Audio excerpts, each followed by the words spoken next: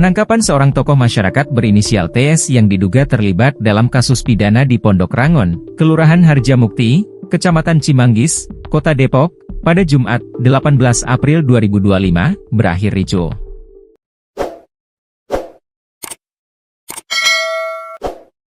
TS melakukan perlawanan saat petugas menjelaskan proses penangkapan. Suara keributan saat proses penangkapan TS rupanya membangunkan warga sekitar, yang kemudian berbondong-bondong mendatangi lokasi. Situasi semakin tidak terkendali membuat polisi segera membawa TS ke dalam mobil. Warga yang melihat hal tersebut mengejar mobil rombongan polisi.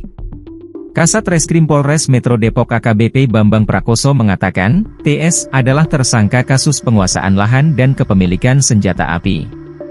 Terhadap dua perkara tersebut, seseorang ini sudah dilakukan pemanggilan sebanyak 2 kali, untuk tiap-tiap LP-nya, namun tidak dipenuhi, kata Bambang kepada wartawan.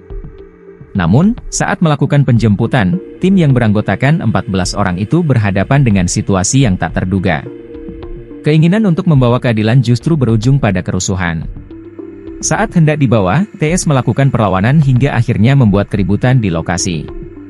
Warga setempat tidak terima atas tindakan pihak kepolisian lantaran pelaku yang diamankan merupakan tokoh masyarakat di kampung tersebut.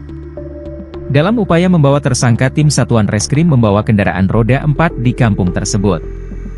Ditemukan seseorang itu, namun saat hendak dibawa mendapat perlawanan dari warga setempat, karena yang diamankan adalah tokoh masyarakat sekitar, kata Bambang. Warga yang terprovokasi kemudian mengeroyok polisi, menciptakan kekacauan yang mengancam keselamatan. Saat keempat mobil polisi hendak pergi meninggalkan lokasi, tiba-tiba tim Satreskrim Polres Metro langsung diserang dan dikejar oleh gerombolan OTK.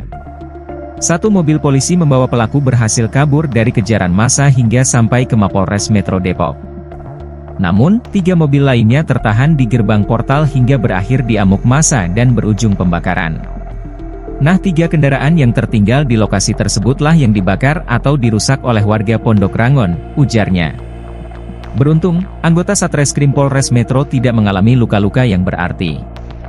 Kalau dari personel kami luka terbuka enggak ada ya alhamdulillah, antara enggak ada sama juga belum pada merasakan sakit gitu, masih berusaha mengatasi situasi, pungkasnya. Bambang menambahkan, pelaku diamankan atas dasar 2 laporan polisi, LP, pasal 351 dan 335 KUHP dan UU Darurat Senjata Api.